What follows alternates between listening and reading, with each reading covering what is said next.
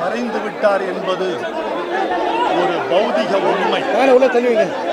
அவர் தன் குணங்களால் தன் செயலால் மரணத்தை பொறாமையாக இருக்கிறது. ஒரே கல்லில் மரணம் 3 மாங்காய் அடித்திருக்கிறது. விஜயகாந்த் என்ற ஒரு புது வாழ்வின் தலைவனை அது கவர்ந்து கொண்டது. விஜயகாந்த் என்ற திரையுலக ஆளுமையை அது பறித்து கொண்டது. பொது வாழ்க்கையில் ஒரு நல்ல மனிதன் என்ற உரிமையை அது பறித்து கொண்டு விட்டது. விஜயகாந்த் அவர்கள் மீது எத்தனையோ பெருமைகள் இருக்கலாம். அவர் வாழ்வில் கடந்து வந்த போராட்டங்கள் பேசப்படலாம், அவர் கொடை பேசப்படலாம், கருணை உள்ளம் பேசப்படலாம், அவருடைய அன்பும் மனித நேசமும் பேசப்படலாம்.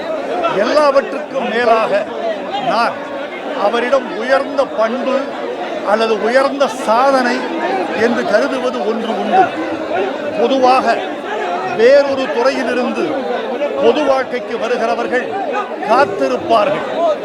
IAS IPS அலுவலர்கள் தங்கள் பதவி காலம் முடிகிற வரைக்கும் காத்திருப்பார்கள். பதவி காலம் முடிந்த பிறகு பொது வாழ்க்கைக்கு வரலாம் என்று திட்டமிடுவார்கள். கலைத்துறையில் இருக்கிற கலைஞர்கள் சில தலைகள் மறையட்டும் பிறகு வரலாம் என்று காத்திருப்பார்கள்.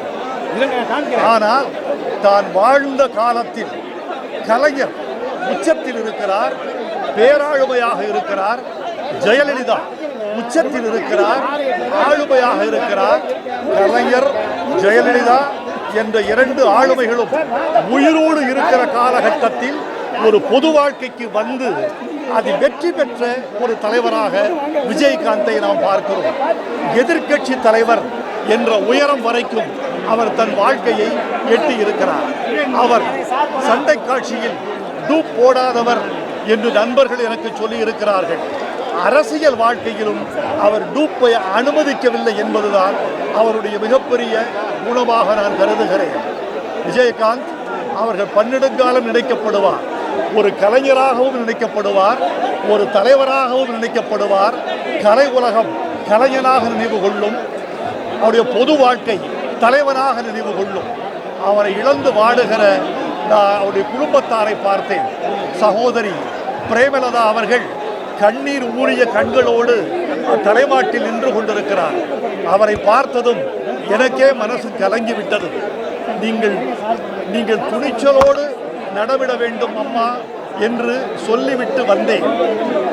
அவரை இழந்து வாடும் குடும்பத்தாருக்கு என் இரங்கல். அவரை இழந்து வாடும் கதறுகிற கட்சி தொண்டர்களுக்கு என் இரங்கல்.